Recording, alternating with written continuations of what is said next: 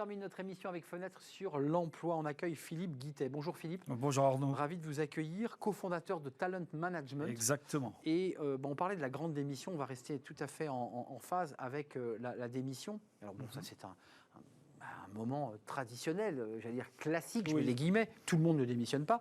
D'abord, qu'est-ce qu'une démission concrètement ? Alors, une décision d'un point de vue légal, c'est une démission. Une démission, oui. C'est une rupture de contrat unilatérale et qui se fait exclusivement à l'initiative du salarié.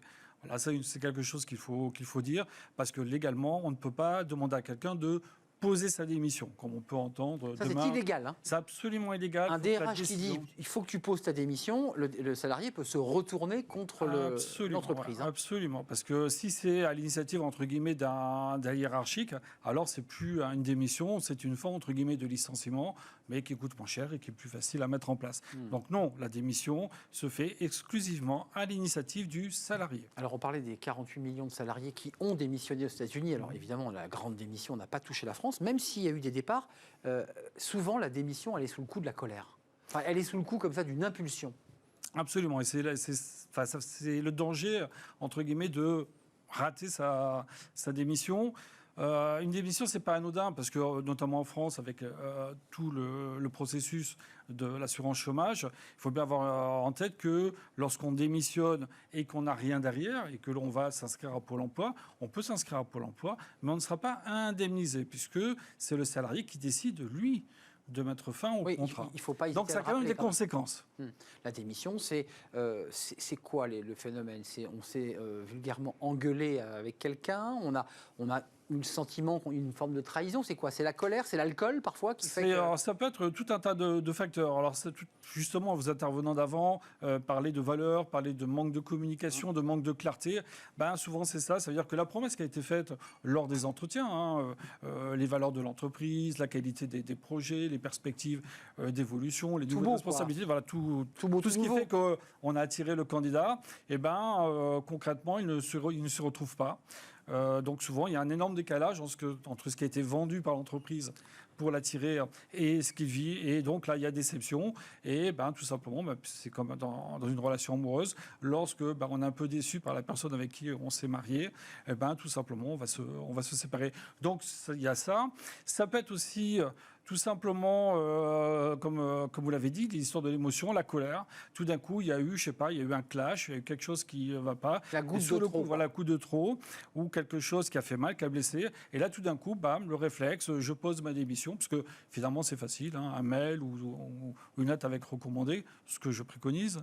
C'est rapide. Enfin, vous n'êtes pas avocat, mais c'est quand même spécialiste ces questions. Lettre recommandé. Moi, c'est ce que je recommande, parce que je pareil, histoire de traçabilité, ça a été fait, on a la trace, on a tout ce qu'il faut.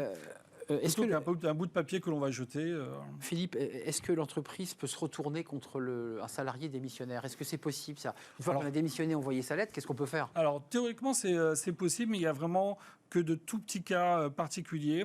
Parce que, toujours pareil, le Code du travail protège essentiellement quand même le salarié. Donc, s'il a envie de partir, rien ne peut l'empêcher qu'il parte.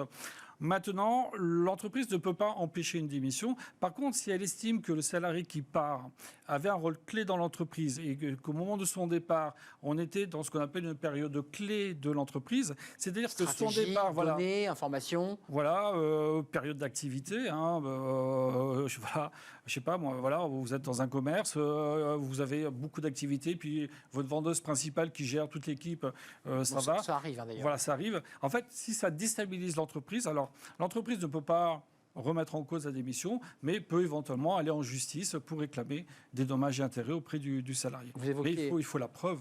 Bien sûr. La preuve est aussi chiffrée, j'imagine, d'une baisse de chiffre d'affaires. Vous évoquiez tout à l'heure l'idée d'un divorce, parce que c'est vrai que c'est une rupture entre un salarié et une entreprise, et parfois même qu'un collaborateur et un N+1. Comment on réussit sa démission ? Alors j'ai envie de dire, parce que la démission, c'est comme un effort. Une fois que c'est acté, on peut difficilement revenir en arrière. On ne vient pas le lendemain en disant, écoutez, je me suis un peu énervé, déchirez donc ma lettre. Alors il y a la possibilité. Ça arrive, ça. Il y a la possibilité, mais pas toujours pareil. Il faut montrer que ça a été fait peut-être sur un coup de sang. On était sous la colère et finalement nos actes ont dépassé nos pensées. Ça peut être aussi si on était sous l'effet de substances, on va dire plus ou moins licites. C'est-à-dire grosso modo, on n'avait pas totalement ses moyens. Vous lorsque des RH en disant écoutez, je suis désolé, j'avais pris de la drogue. Voilà, c'est compliqué. Mais bon, voilà, ça fait partie des moyens de revenir sur une démission. Tout à l'heure, il y avait la DRH de Kellogg's qui évoquait les personnes qui vivent une situation personnelle délicate. Familiale, ouais. Voilà, c'est-à-dire que là, on va dire des émotions négatives autres que la colère viennent altérer, entre guillemets, le jugement. Ça peut être une raison. Il y a la menace de démission, je m'excuse, mais on le voit même parfois dans des films, dans des fictions, où je vais te coller ma démission. Enfin, c'est des phrases qui reviennent souvent, c'est un peu comme j'exagère, mais un peu le suicide. C'est-à-dire qu'on tire la sonnette d'alarme, on fait une tentative, attention, je vais démissionner. C'est fréquent, ça aussi. C'est fréquent, alors ça, c'est pas une démission. Et on passe pas à l'acte. On passe pas à l'acte, alors ça, c'est pas une démission, c'est une intention, mais l'intention ne fait pas l'acte. Une démission, c'est clairement établi pour que ce soit valable. Maintenant, comment réussir une démission? J'ai envie de dire, lorsqu'on démissionne, c'est qu'il y a quelque chose qui ne va pas. Personnellement, avec son manager, avec son poste, Bon, j'ai envie de dire, avant de démissionner, d'en parler. Justement, juste avant, on parlait de la communication. La RH, manager, voilà.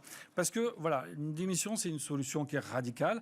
Est-ce qu'il n'y a pas des solutions alternatives qui peuvent empêcher le collaborateur de partir? Philippe, on va le voir en lui faisant comprendre que si ça ne change pas, on démissionne. On verbalise le mot démission, donc le chantage ou la menace de démission. On va jusque-là?